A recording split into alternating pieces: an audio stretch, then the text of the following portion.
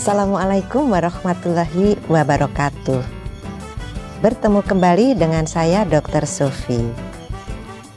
Sobat sehat, akreditasi bukan sekedar dokumen. Ada 5 cara penilaian dalam akreditasi yang dikenal dengan RDOWS. Artinya adalah pada saat proses penilaian akreditasi, surveyor akan melakukan 5 hal meliputi 1. Melihat dokumen regulasi, yaitu SK, pedoman, panduan, dan SPO. 2. Melihat dokumen bukti implementasi. 3. Melakukan observasi. 4. Melakukan wawancara kepada pimpinan, staf, pasien atau lintas sektor, tokoh masyarakat, dan sasaran program. 5. Meminta salah satu staf puskesmas, pasien atau sasaran program melakukan simulasi. Ini untuk membuktikan apakah di FKTP sudah melakukan kerjakan yang ditulis dan tulis yang dikerjakan. Channel YouTube Dr. Sofi dibangun untuk itu semua. Sobat sehat, video saya yang ke-196E ini akan membahas manajemen bencana. Sebelum melihat video 196E ini, saya anjurkan sobat sehat melihat dulu video 1, video 20, video 22, video 23, video 24, video 191 tentang MFK, video 192, video 193, video 194, video 195, video 196A, 196B, 196C, 196D. Manajemen bencana termasuk salah satu dari manajemen fasilitas dan keselamatan atau MFK. Sobat sehat, dalam memahami manajemen bencana, kita perlu mengacu pada beberapa peraturan perundang-undangan. Antara lain, pertama, Undang-Undang RI Nomor 24 Tahun 2007 tentang Penanggulangan Bencana. 2. Peraturan Pemerintah RI Nomor 21 Tahun 2008 tentang Penyelenggaraan Penanggulangan Bencana. 3. Keputusan Menteri Kesehatan RI Nomor 1653/Menkes/SK/12 tahun 2005 tentang Pedoman Penanganan Bencana Bidang Kesehatan. Dan keempat, Keputusan Menteri Kesehatan RI Nomor 1105 Menkes SK/19/2007 tentang Pedoman Penanganan Medis Korban Massal Akibat Bencana Kimia. Dan 5. Permenkes RI Nomor 75 Tahun 2019 tentang Penanggulangan Krisis Kesehatan. Di sini kita perlu mengenal bahaya atau hazard. Bahaya atau hazard adalah bahaya yang tidak dapat ditiadakan atau dihilangkan, tetapi dapat dihindari atau dapat diminimalkan risiko dan dampaknya. Semua kondisi yang dapat merugikan, baik cedera maupun kerugian lainnya. Hazard juga merupakan suatu sumber, situasi, tindakan, sakit, penyakit, atau kombinasi dari semuanya yang berpotensi mencederai manusia serta menimbulkan kerugian. Kita akan membahas beberapa definisi operasional yang terkait dengan manajemen bencana. Pertama, bencana adalah peristiwa atau rangkaian peristiwa yang mengancam dan mengganggu kehidupan dan penghidupan masyarakat yang disebabkan baik oleh faktor alam dan atau faktor non-alam maupun faktor manusia sehingga mengakibatkan timbulnya korban jiwa manusia, kerusakan lingkungan, kerugian harta benda, dan dampak psikologis. 2. Bencana alam adalah bencana yang diakibatkan oleh peristiwa atau serangkaian peristiwa yang disebabkan oleh alam, antara lain berupa gempa, tsunami, gunung meletus, banjir, kekeringan, angin topan, dan tanah longsor. 3. Bencana non-alam adalah bencana yang diakibatkan oleh peristiwa atau rangkaian peristiwa non-alam yang antara lain berupa gagal teknologi, gagal modernisasi, epidemi, dan wabah penyakit. 4. Bencana sosial adalah bencana yang diakibatkan oleh peristiwa atau serangkaian peristiwa yang diakibatkan oleh manusia yang meliputi konflik sosial antar kelompok atau antar komunitas masyarakat dan teror. 5. Penyelenggaraan penanggulangan bencana adalah serangkaian upaya yang meliputi penetapan kebijakan pembangunan yang berisiko timbulnya bencana, kegiatan pencegahan bencana, tanggap darurat, dan rehabilitasi. Sobat Sehat, dalam menyelenggarakan manajemen bencana, kita perlu mengenal 1. Hazard, 2. Risk atau risiko, 3. Vulnerability atau kerentanan. Vulnerability atau kerentanan adalah suatu keadaan atau kondisi yang dapat melemahkan kemampuan masyarakat saat menghadapi bencana. Semakin lemah kemampuan atau kesiapan, artinya semakin besar bencana risiko atau kerentanan menjadi lebih besar. Semakin kuat kemampuan atau kesiapan, artinya meminimalkan risiko bencana atau kerentanan diperkecil. Sobat Sehat, menurut sumbernya ada 2 bencana. Pertama, bencana internal. Antara lain kebakaran, misalnya konsleting listrik, gagal utilitas, imbas dari eksternal. 2. Bencana eksternal, yaitu bencana yang dampaknya lebih luas, seperti bencana alam, wabah, dan sebagainya.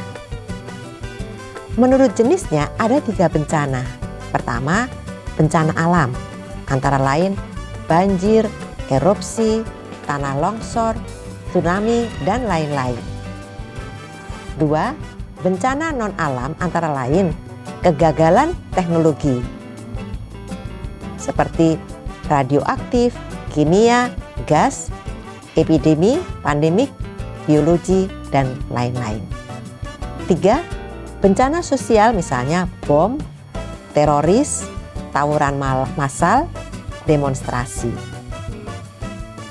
Sobat Sehat juga perlu mengenal siklus bencana dan apa tindakan dari masing-masing siklus tersebut. Ada 4 siklus bencana. Pertama, pada situasi normal. Kedua, siaga darurat bencana. 3. Tanggap darurat bencana. Kemudian yang keempat, pemulihan. Adapun tindakan dari masing-masing siklus adalah 1. Pada situasi normal itu melakukan A. Rencana mitigasi, B. Rencana kontingensi. Kedua, pada siaga darurat bencana akan melakukan rencana kontingensi. Kemudian yang ketiga, pada tanggap darurat bencana melakukan saat bencana adalah A. Aktivasi rencana kontingensi. Kemudian yang B. Evakuasi. Keempat, pada situasi pemulihan itu melakukan A. Rehabilitasi dan B. Rekonstruksi. Kita akan bahas masing-masing kegiatan. Pertama kita akan bahas rencana mitigasi.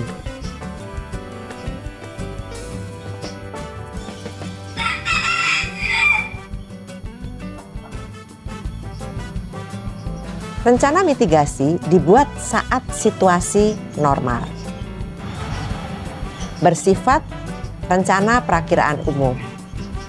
Titik berat kegiatan pada upaya pencegahan atau meminimalkan risiko dan dampak dengan melakukan upaya mitigasi. Perencanaan untuk segala kemungkinan beberapa ancaman bahaya atau multi hazard. Kemudian sumber daya yang dibutuhkan masih berada pada tahap inventarisasi. Sobat Sehat, ini semua yang dibahas mengambil referensi dari Peraturan Kepala BNPB nomor 4 tahun 2008 tentang pedoman penyusunan rencana penanggulangan bencana. Upaya mitigasi meliputi beberapa hal, yaitu tindakan mitigasi dilihat dari sifatnya yang digolongkan menjadi dua bagian, yaitu mitigasi pasif dan mitigasi aktif. Tindakan pencegahan yang tergolong dalam mitigasi pasif antara lain adalah: pertama, penyusunan peraturan perundang-undangan; kedua, pembuatan peta rawan bencana dan pemetaan masalah; tiga, pembuatan pedoman, standar, dan prosedur; empat, pembuatan brosur, leaflet, dan poster; lima, melakukan penelitian dan pengkajian karakteristik bencana; 6. Pengkajian atau analisis risiko bencana; 7.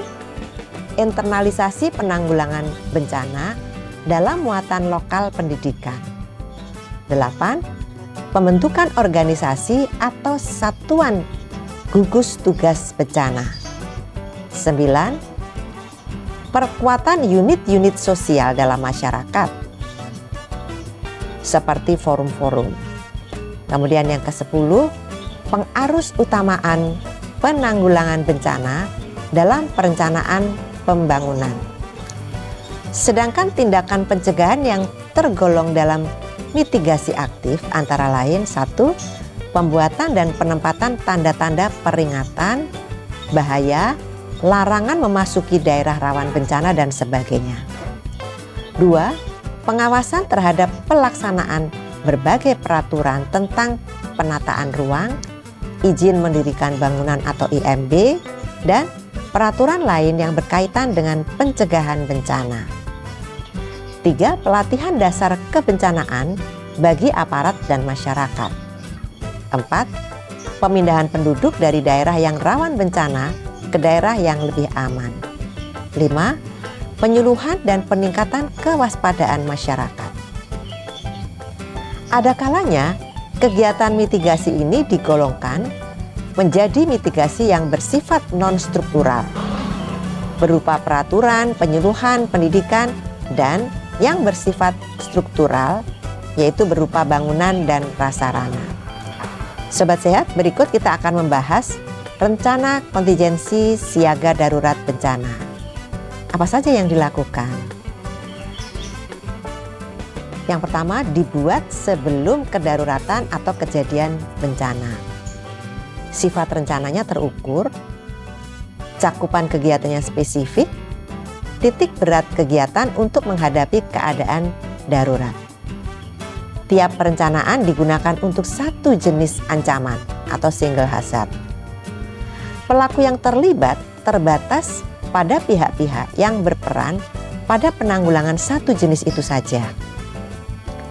Mempunyai jangka atau kurun waktu tertentu. Sumber daya yang dibutuhkan pada tahapan ini bersifat penyiapan.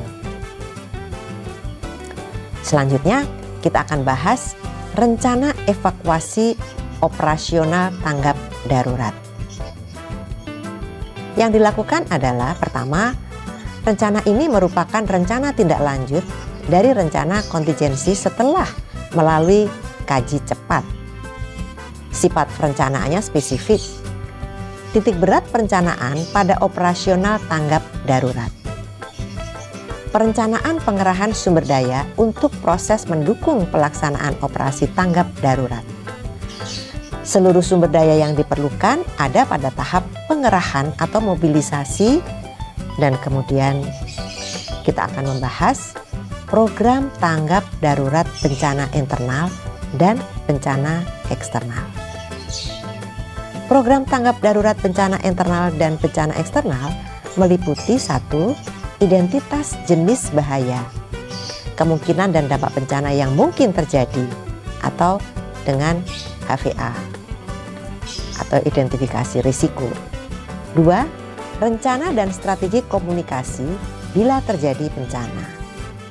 3. Manajemen sumber daya melalui perencanaan, pelaksanaan, pelatihan, dan simulasi serta debriefing.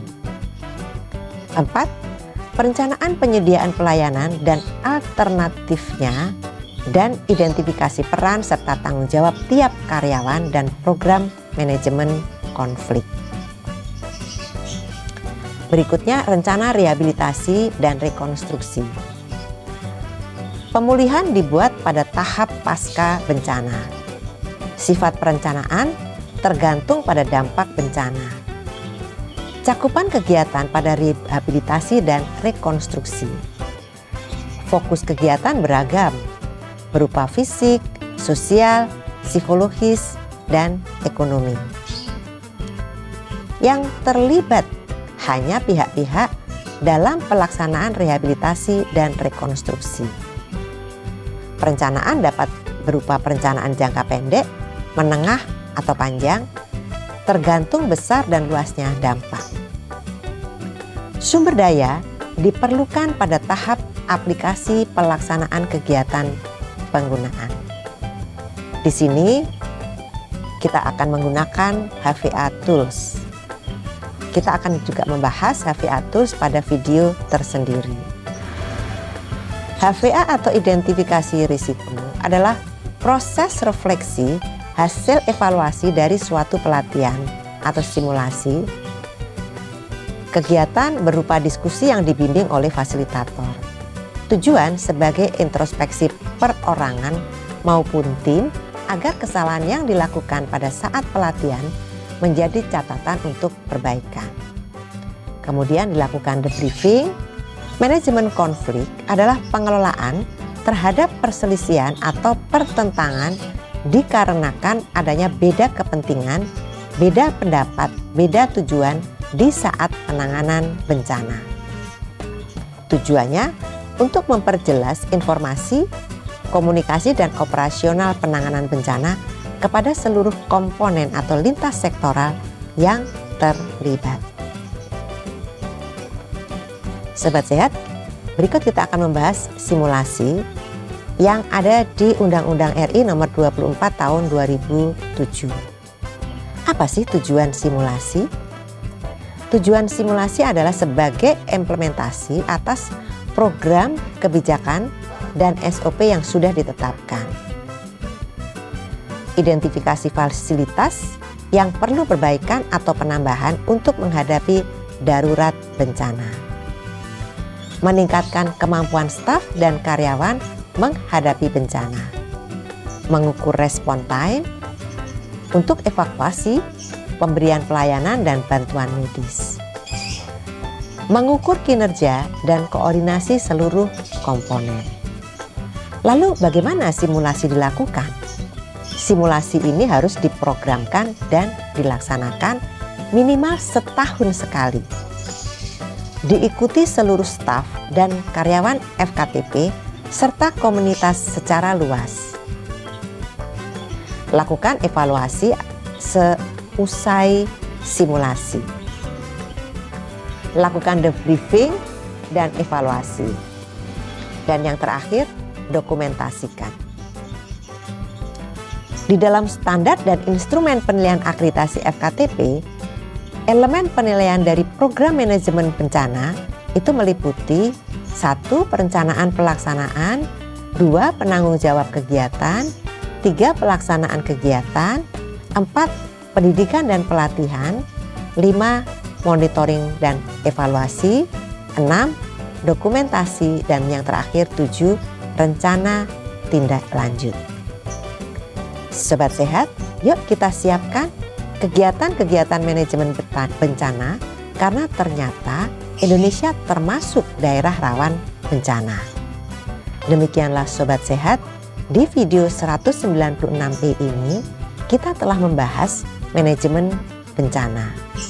Sobat Sehat bisa melihat lebih rinci pada Undang-Undang RI tahun 2007 tentang penanggulangan bencana, PPRI nomor 21 tahun 2008 tentang penyelenggaraan penanggulangan bencana, Kemenkes RI nomor 1105-SK-9-2007 tentang pedoman penanganan medis korban massal akibat bencana kimia.